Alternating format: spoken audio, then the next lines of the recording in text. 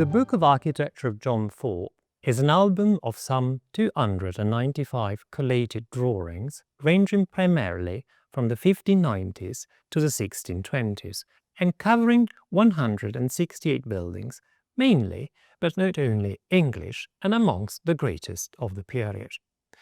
The drawings include, at the start, some full-size sections of mouldings in amongst various architectural details, followed by the architectural orders as they appear in Hans Blum's 1550 treatise of the orders, which Thorpe was involved in the translation of, followed still by all kinds of architectural plans, elevations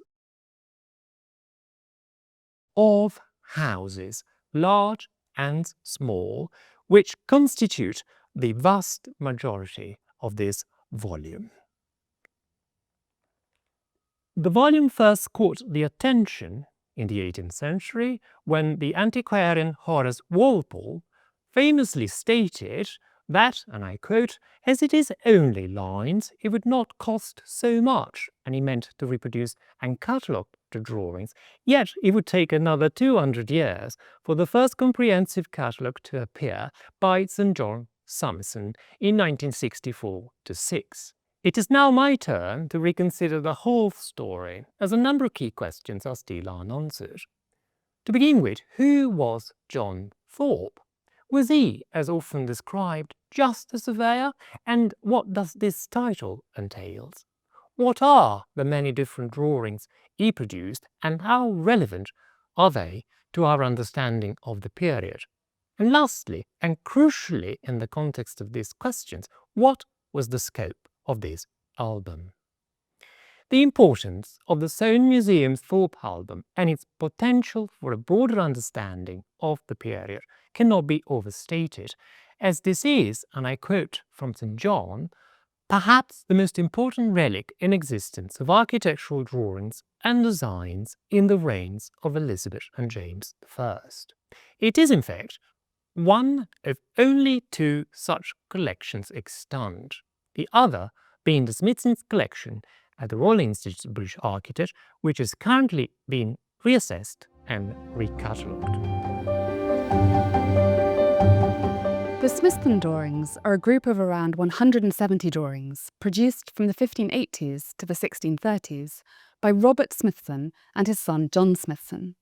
They're held in the collection of the Royal Institute of British Architects, and we have a small selection of them here.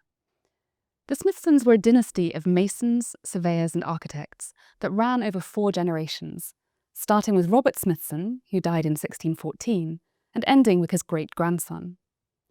Robert may well have been apprenticed to Queen Elizabeth I's master mason Humphrey Lovell. There's a letter of recommendation from Lovell for Robert, and Robert probably learned to draw from Lovell. Robert's most well-known work is the astonishing Wollaston Hall in Nottingham, completed in 1588, with its distinctive floor plan, expansive use of glazing, and soaring spires. John worked closely with his father, and most likely learned to draw from him. His first job appears to have been at Wollaston, and he went on to design a large number of buildings himself, the most important of which is the jewel-like little castle at Bolsover, built from 1612 into the 1620s. Robert and John Smithson produced a variety of types of drawing: surveys of existing buildings as a form of research, designs for new buildings that they were working on to develop and record their ideas and communicate with their patrons, and also a number of drawings about technologies, such as tools and practices, which were presumably for their own use. So it's a very practical, applied kind of knowledge that is embodied in these drawings. Robert and John largely worked outside London. Robert is known to have been involved with projects in Wiltshire, and a large part of John's work was in Derbyshire. But one of the things that this collection shows is that they were interested in the latest metropolitan fashions, and they made special visits to London to find out what was happening on the architectural scene. The first of these visits was in 1609, and the second was in 1618-19. Each visit had a slightly different focus. The drawings from the first visit are survey drawings of grand London houses, complete with their garden settings, such as this one of Somerset House. suggesting that at this point they were gathering inspiration about how to lay out fashionable gardens in relation to their work at Welbeck Abbey. John's second visit, undertaken a few years after his father had died, was more focused on details used later for the little castle at Bolsover, including what were called new Italian designs for archways and panelling. So what we have is a group of drawings that is a very practical collection, produced by architects for their own use, developing ideas, communicating with patrons, and recording information for their future projects. This exhibition brings the two collections, the Thorpe Album and the Smythson collection, together for the first time. Both are of central significance for British architectural history of the late 16th and early 17th centuries, and for the history of architectural representation. Importantly, they also help us understand the role of drawing in creating the identity and the authority of the early modern architect, a figure that developed in earnest during this period. In terms of connections between Thorpe and Smithson, what did they know of each other? Well, let's start with some biographical information first. John Thorpe was born around 1565. He came from a family of well-established stonemasons and was clearly well-educated, as we can judge from his work. Fairly early on, he goes into the service of the Office of Works as a clerk. The Office of Works supervised royal buildings, maintained royal buildings, and he remains there for a considerable amount of time, clearly being exposed to the biggest projects of the time. From the early 1600s into the 1620s, he then goes solo, as it were, starting as a land surveyor, which was a very profitable position, as it will turn out, especially at a time when detailed mapping to scale replaced the usual written descriptions when it came to surveys. Now, this period, which is a good 20 plus years, is also the time when most of the drawings in the album are produced. And incidentally, what is absolutely important to state here is that Thorpe is described as a surveyor, and the only evidence we have as to any other thing he might have been is contained in this album. In fact, he is also exceptionally included in Henry Peckham's Gentleman Exercise, published in 1612, where he is described as an excellent geometrician and surveyor. And we're going to explore some of the meanings of these positions later on. I think by contrast, the Smythsons, both Robert and John Smithson, were very much known more as architects, as practicing architects. And evidently, Robert Smithson had studied with a major London mason of some sort, probably Humphrey Lovell, who was Queen Elizabeth I's master mason. And then John learnt from his father. So it's a slightly different setup from Thorpe's identity. Robert Smithson died in 1614, John Smithson in 1634, and Thorpe outlived them both. But they had then set up this sort of dynasty of architectural practice, which went through 4 generations. And what can we infer from their drawings? Well, that's a very interesting question, because if we're trying to answer, did they know each other? Obviously, we don't have, documentary evidence to that saying, yes, we did know each other. It is, however, almost inconceivable that they wouldn't. And the drawings are really going towards that direction. First of all, they do share some sites. These are not very many, but they are absolutely critical. The first of which, of course, is Somerset House, which you can see here in the Thorpe album and there in the Smythson's plan. They're very different drawings. One picks up the facade onto the Strand and 2/3 of the plan. The other one the details of the overall extent of the house. We also have Wollerton in Nottingham, which Thorpe draws in plan, as we can see here. And there are also some elevations, and we have an elevation and also a plan by Smithson. And the third drawing that they share, amongst a few other drawings in London and in the country, is the chapel dedicated to Henry VII at Westminster, which, of course, we have a plan by Thorpe and a plan by Smithson. They're very different, but again, they are drawn to this site because of the importance of these buildings.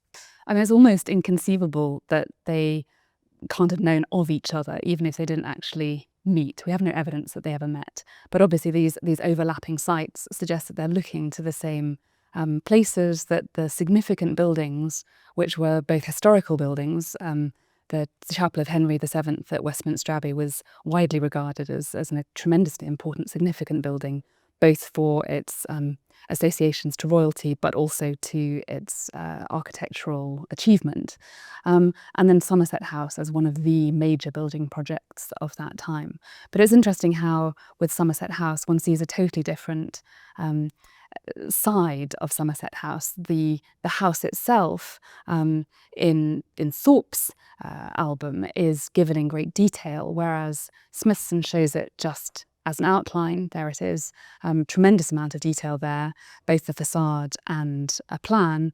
That turns in Smithson's survey just into an outline of the main building, and then there's a tremendous amount of detail about the context of it, the gardens all laid out formally, going right down to the river, and then even with the stairs going down into the Thames, where watercraft would have come along and carry visitors to and from the house. So they're both looking at a very important building through a different lens, and I suppose it suggests that they had different priorities, that they were looking in a different way, even though they were looking at the same thing. Yes, and I would add that Smithson's plan of Somerset House is a plan showing the building presumably as was. Thorpe's is a working survey. That is a drawing that shows the building as it was with some suggested alterations, in fact pertaining to several levels of the building, which is typical of, in fact, both collections. It's also relevant to note here that these three buildings, Somerset House, Wollerton, and the Chapel at Westminster, really are perhaps the three in amongst the collection that shows the epitome of development of what we might call the English Renaissance, or, as I have described as well elsewhere, a so-called truly English style, whereby both the drawings by the Smithsons and the drawing in Thorpe's volume are really the most important evidence we have of the time. One gets the impression that they were following in each other's footsteps. Absolutely. Maurice, we've talked a lot about the term architect, but how much in the early modern period can we really use that term? In modern times, we think of an architect as someone who designs a building to a brief. Then the agreed design is passed on to expert teams to realise the commission. At each stage, everyone has been trained to fulfil a particular role.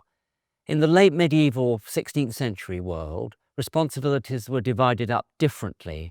Means of transmitting instructions were often verbal rather than documented. There were always masons, surveyors, carpenters, a variety of skills associated with the building trades. The term architect is used in a variety of ways over a period of time, and it is as if people of the literate class have come across the term from their reading and applied it, often retrospectively, to a variety of skilled people who were originally professionally called and who would have identified as masons, surveyors, and other terms.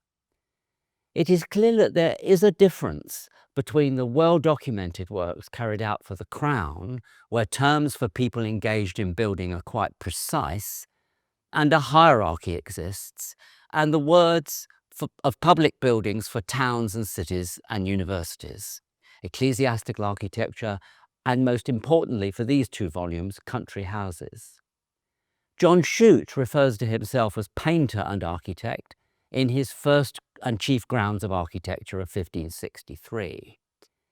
His book is of fundamental importance for the serious readership of architecture at this period, but attributions of actual work by him are stronger for painted and decorative art than for buildings. In a Latin inscription, probably from the 18th century, on a portrait of Ralph Simmons, whose career was mainly spent working for Cambridge colleges, he is described as an architect, but in documents he describes himself as a Freemason. Richard Kirby was left £20 in the will of Sir Thomas Smith, builder of Hill Hall, as his chief architect, but this seems to refer to the patron's expectation that Kirby will realise the ambition of organising the finishing of the building of his house, rather than that he necessarily designed it. How did one go about becoming an architect? There was no training school or academy for architecture at this time, though it is clear that in the royal works, where the job titles were clear and distinctive, deputies often succeeded their master. There was a clear line of education and of succession in certain roles that were learned on site. Some people we now recognise as having a place in architectural history began their careers in allied trades as portraits or decorative painters, or as devisers of temporary illusionistic structures for the court or the City of London. This was a classic pattern seen amongst the architects of Italy and France. The experience of travel becomes more significant during this period, often at the behest and expense of patrons, as John Shute was sent to Italy by the Duke of Northumberland, or Sir Roger Townshend, builder of Rainham Hall, took his mason with him to the Netherlands. John Thorpe went to Paris and Inigo Jones to Italy. There was too a sense of education by travel in a more localised sense, as people were sent by patrons to look, usually near but sometimes further afield, at finished buildings to understand their design as a template to rival or surpass, such as the height of a church spire, or to assess building materials. Increasingly, too, the possession of books of practical advice on building, as well as those on architectural theory or recording the great buildings of antiquity, were significant, not just by prominent names such as the Smythsons, but also by local masons as well, from the evidence of their wills. The Cure family, probably from Gouda in Holland, started work as sculptors and devisers of things like fireplaces and funeral monuments, and became architects because, like Michelangelo in Florence, they start with doing tombs and end up designing the whole room around them. So what was it like to be practicing as an architect at this time? How did one go about one's daily work? How did one get commissions? Since there was no accredited training for architecture in the modern sense, as with many professions over this time, perhaps the most significant factor here for architecture is the continuity of family business.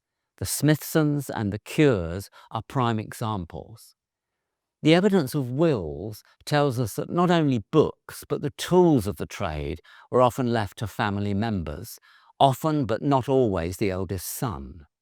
Architectural drawings were the means of completing unfinished projects and sometimes repurposed for a further commission when they were passed on. Often there is a clear understanding of the separation of the practical side of making buildings to the management of the business, two brothers perhaps playing different roles.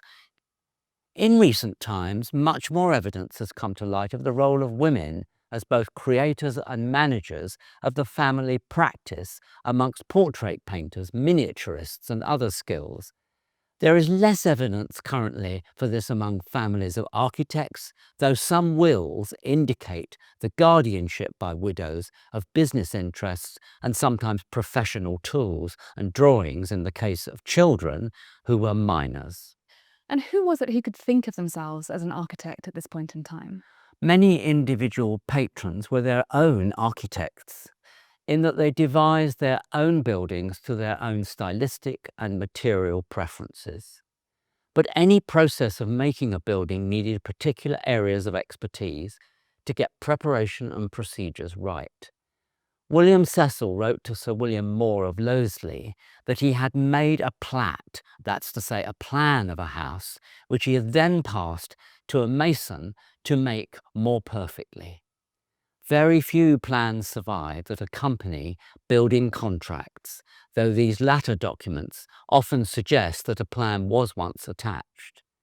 One exception being the contract for a house at Woollavington in Sussex of 1586, for which a ground floor plan is attached, the contract being signed by the stonemason Henry Hunt.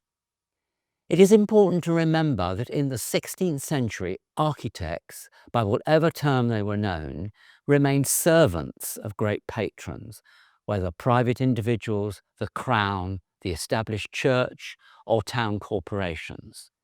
This situation changed character in the particular circumstances of the Court of London in the 17th century, where the intimacy between king, queen, or prince and the architect was greater, as it was with painters and other skills workers in the decorative and applied arts, so that their status improved and honours by title or financial reward were often given to them.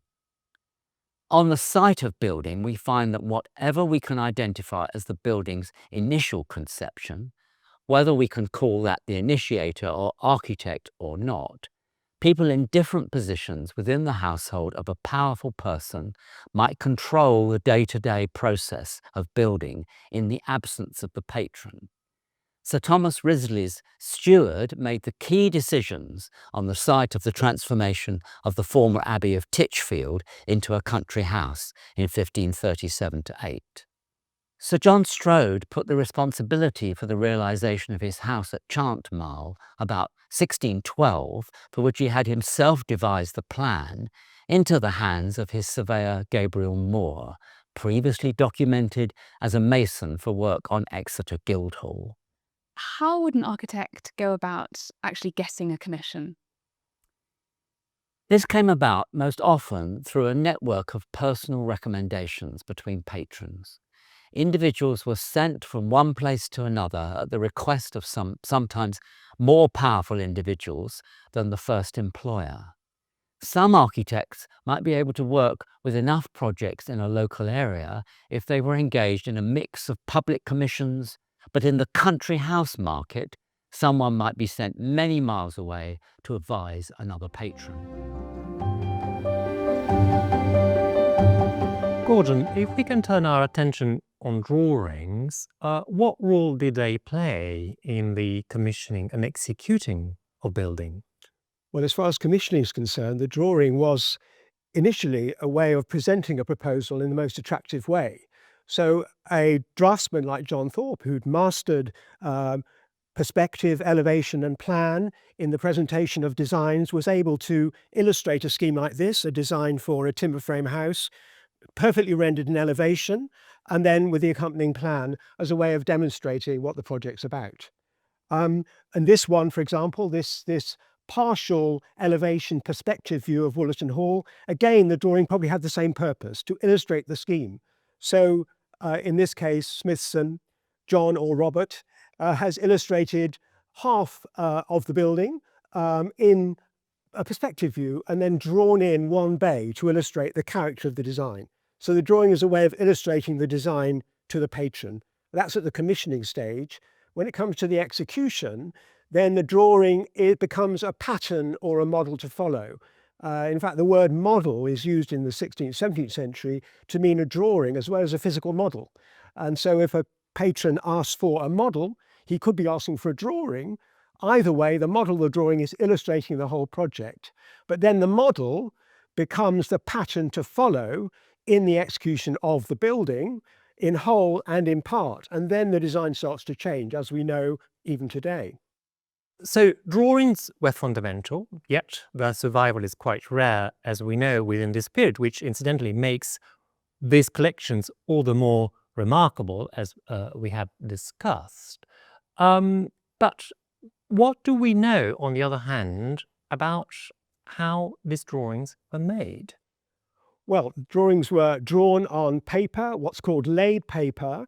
That's paper made of rags, old rags, which were mashed up and turned into pulp and laid on a mesh to turn into sheets, leaving what are called laid lines. And that's how you can distinguish early paper from later paper in the 19th and 20th century.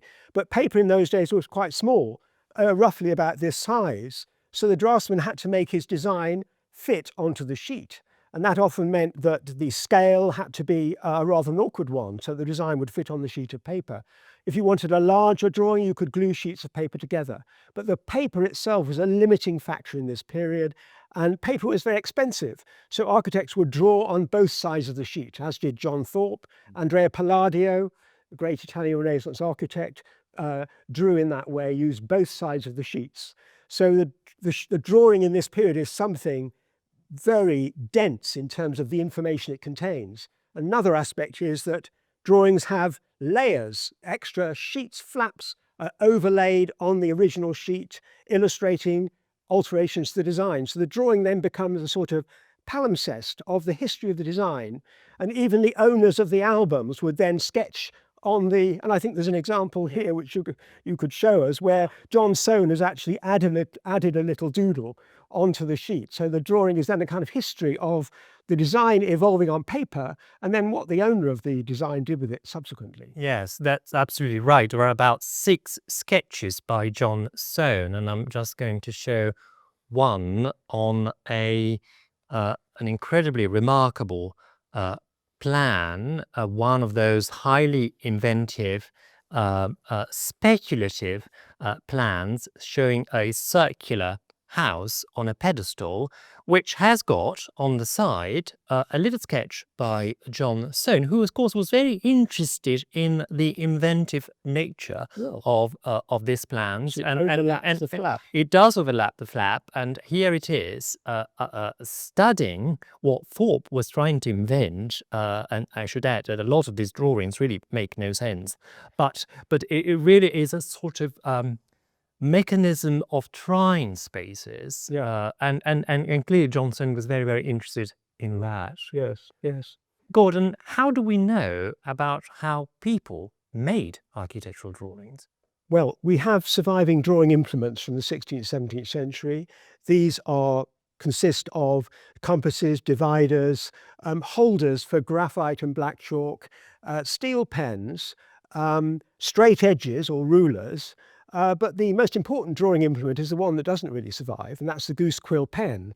The quill pen, which the architect could use against a straight edge as well as freehand. And skill with the quill pen was absolutely essential for attractive draftsmanship. And Inigo Jones and Christopher Wren were great masters of drawing with the quill pen. So there are those implements for the actual drawing in ink on the sheet. But before the architect drew in ink, the architect would lay out the design. One technique was to use a scorer or implement to incise what are called dead lines, incise lines on the sheet, over which the architect would then draw the outlines. And Thorpe used a scorer of some sort. Inigo Jones used a scorer, ebony and ebony, but he also used graphite. Inigo Jones used graphite a good deal, but Thorpe used graphite a great deal in the laying out of his designs and his plans, elevations, and in adding amendments to his designs, alterations, little additions at the tops of drawings and on the plans. And in this one, he's done a little sketch of a villa plan based on that, and he marks the walls in graphite. So graphite, which was mined in Cumbria from the mid-16th century, was an important preparatory medium, and it was taken up by architects in the 17th century. Inigo Jones, especially in the 1630s, and then Christopher Wren in his scientific work, used graphite as his primary drawing medium. So we see a change across this period in the way in which architects laid drawings out on paper, which is a very interesting aspect of the subject.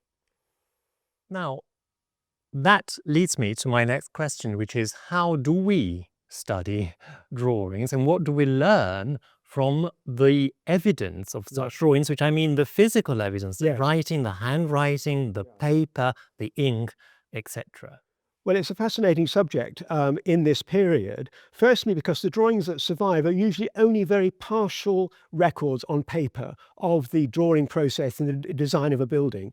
We have very few designs for buildings, certainly in the 17th century, where the design represents the building as completed. And that's the case in the designs that we have for St. Paul's Cathedral, for example. We don't have a single design for the cathedral as a whole, which is as the cathedral was executed. So that's one problem. Another problem is that architects in this period did not sign their drawings and didn't date them. It isn't until the early 18th century, with an architect called William Dickinson, that architects began to sign and date their drawings, and that gives you a chronology. So the challenge for historians working on this period, as you know yourself, Manolo, is to interpret the primary evidence on paper in the absence of dating evidence. And firstly, what you do is you look at what the drawing is for. Is it for a particular building? Well, that gives you a date or gives you a context. But if you don't have that, you have to look for other evidence in terms of handwritten inscriptions, the use of scale bars. What scale is the drawing to? Because often drawings can be grouped together by scale. So if a drawing has the same scale as another one, it's likely to be for the same project, etc. So there are all kinds of pieces of evidence, like a jigsaw puzzle, you have to put together when looking at drawings from this period. And in this instance, the Thorpe Album, with which I'm very familiar with, of course, the puzzle is extremely complicated. But insofar as this album and the Smithson's drawings are concerned, how do they compare to other collections of drawings? Right. Well, what's interesting about drawings from this period is the way in which architects, draftsmen use perspective and elevation. Thorpe understood perspective quite well, but he used single point perspective, where all the lines converge on a central point, or one point to the right or left of the axis. And he combined that with elevations. What he didn't do, or did very rarely, was use what's called the orthogonal convention for drawing, where you draw everything to scale in elevation, section and plan. And that represents a kind of considerable advance in terms of presentation in this period. And we don't find that kind of drawing amongst the Smithson collection, although there is one exception, and that's a very fine drawing, which I think is by John Smithson, for a circular rose window shown in plan, elevation and section, where everything is to scale. And interestingly, that is a mason's drawing. It's a mason who set that out, or someone with training in masonry who understands how each individual block fits into the next. And it's actually masonry construction which informs the drawing process at that period, and gradually the orthogonal convention takes over and becomes the standard method of presenting designs in the 17th century. Which, of course, by extension means that those that had that kind of knowledge were clearly very much advanced in the practice of practicing architecture. Well, yes, and Inigo Jones is the case in point, because he went to Italy with Palladio's Quattro Libri, and by looking at Palladio's buildings with the plates in front of him, he was able to interpret the buildings in terms of how they were represented on paper, and he gradually absorbed the orthogonal drawing convention. And interestingly, Jones was not skilled in perspective, and that may be why he relied so much on orthogonal drawing, whereas Thorpe was skilled in perspective. And what he did very skillfully, as did Robert and John Smithson, was combine perspective and elevation and plan on a single sheet often. So that's a kind of common factor in terms of the representation or the conventions used by these architects at this period. Well, given the variety of architectural representations that both collections have, how did these things come about, and what was their scope? What was the scope of Yes, why were they doing it? Why were they doing it? Well, firstly, to record their designs on paper and present them to clients, and then to develop their designs on paper and communicate those designs to the work people on site. But an important point in this period is a lot of communication was verbal. We have drawings which illustrate a scheme, and we have templates like these drawings here. It's quite an unusual survival here from the late 1630s, 1730s, these full-size templates for mouldings. So we have those, but we don't have a kind of a complete visual record on paper. Now, the next question, I suppose, linking to what we were discussing earlier, is what this particular album is about. Because on the Smithson side, we have, as far as one can tell, individual loose drawings. Insofar as this is concerned, is an entirely different story, whereby, and this is confirmed by not only the analysis of the drawings and the techniques, but also the forensic analysis of the paper, of the binding, of the object, as it were. And the conclusion, which I was able to reach, is that Thorpe sets from the beginning to producing something that is one piece. He adds, and there's some oddities, but this isn't loose drawings, this isn't something bound together later in its history. It is something that is conceived from the start as a book. Well, it's unique in that respect, and that is why the drawings have survived as they have, and that's why the drawings are such a complete record of Thorpe's work.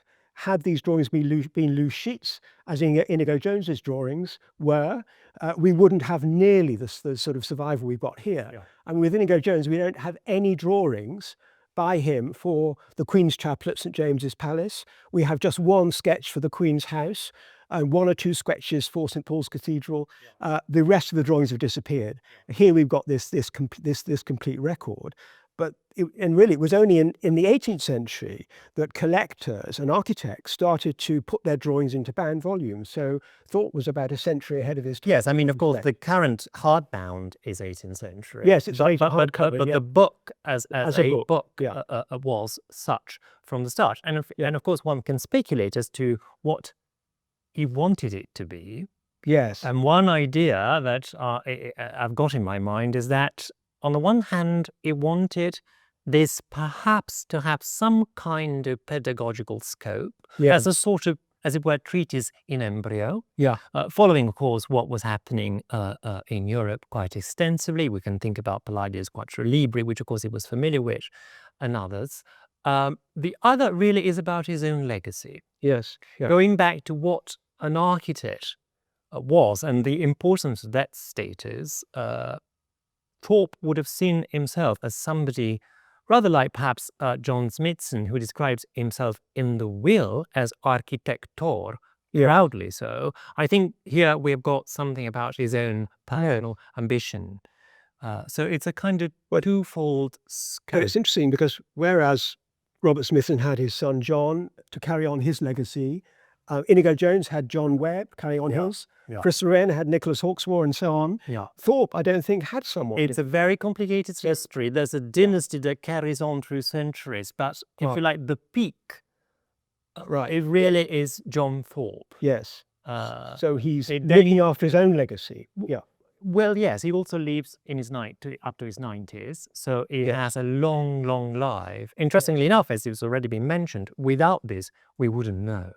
No. Had this not survived, we wouldn't have known. Now, insofar as the relationship between the English context that we're talking about and drawing collections versus the European context, how do they compare? Well, European draftsmen, French and Italian were far ahead of their British contemporaries in drawing of all kinds, especially perspective. And this was because they were trained in the studios of architect painters. In Italy, French architects went to Italy. For example, Jacques Lemercier, who became Louis XIII's architect, went to Italy and studied for 5 years between 1605 and 1610 and completely mastered perspective drawing, also engraving from drawing as well. And that was he was far in advance of anything that was being done in Britain at that time. At the end of the 17th century, Sir Christopher Wren lamented the absence of drawing skills in Britain, knowing as he did how skilled his own French draftsmen were working in his office. So we have a different kind of drawing in Britain. It's not so much set piece drawing, it's very practical. And it combines different conventions, different media in a very informal way. I mean, there are studies like this design from Smithson's office for panelling. It's a hodgepodge on a single sheet. So it's kind of more informal process to drawing on paper than was the case in the work of academy-trained architects from France and Italy at that I mean, in the British context, we also talk about paper palaces, so-called. Yeah. What's that about? I never quite understood the expression paper palaces, but I take it to mean designs for ambitious palatial buildings, which weren't necessarily intended to be executed. An example is the designs produced initially under Inigo Jones and then by his assistant John Webb for a new palace at Whitehall. Yeah. That's a paper palace scheme. And then when Whitehall Palace was burned down in 1698, Wren's pupil, Hawksmoor, produced paper palace schemes for rebuilding Whitehall Palace. So that's my understanding of paper palaces. Well, it's interesting because, of course, that's the title of a book by the historian Vaughan Hart. Yes, I know. And I take it to mean treatises, things that are that create this volume of that's interesting. I've always assumed they were works on paper. But anyway, if we concluding, yes, the survival of these two collections is nothing short of remarkable. Yeah. What do you think contributed about their survival, but also the survival in general of these collections? Well, British collectors, aristocrats, developed a taste for architectural drawings from the late 17th century onwards. Architects themselves began to collect. So William Talman was a pioneering collector, and others at that period began to collect. A man called John Oliver, who was assistant surveyor at St Paul's Cathedral. And then these collections found their way into aristocratic collections, the leading person being Lord Burlington, who acquired large numbers of drawings by Palladio and Inigo Jones and John Webb in the 1720s. And then mounted them in albums to show to people who visited him. The drawings were at Chiswick Villa, and he would entertain people by showing them the drawings. And this sort of approach to collecting architectural drawings was really in advance of anything on the continent. So in Britain, although we haven't been great draftsmen, we have been great collectors of architectural drawings, and that accounts for how these drawings have survived. The Book of Architecture by John Thorpe is housed within the wider 30,000-strong drawings collection at Sir John Soane's Museum in London. The Soane Museum is comprised of the home and collection of the architect, teacher and collector Sir John Soane, who lived from 1753 to 1837. His fascination with architectural history as a mechanism for pedagogic architectural exploration resulted in the first comprehensive architectural drawings collection in Britain. And yet, the Thorpe volume is unique within this context, comprising the earliest British architectural drawings that Soane was ever able to acquire. Soane was elected to the position of Professor of Architecture at the Royal Academy in London in 1806. This prompted him to collect far more heavily than he had done previously, in order to provide his students with case studies for their education. And the first purchase which marked that shift after his arrival at the Royal Academy was the Thorpe volume, being such an important step in the evolution of British architectural history. The Thorpe volume had been rediscovered in the middle of the 18th century by Horace Walpole within the collection of the first Earl of Warwick at Warwick Castle. But then half a century later, following an inquiry from the antiquarian John Britton in 1809, the second Earl was unable to find the volume. This was explained the following year when it appeared at Christie's in the sale of possessions of the Earl's late brother. Soane won the bid for the volume at a cost of 27.5 guineas, but immediately wrote to the Earl offering its return, only to receive a courteous response requesting that Soane keep it in his museum. Soane mentioned the Thorpe volume in his Royal Academy lectures, noting his ability to cite genuine Elizabethan architectural precedents thanks to the Thorpe volume.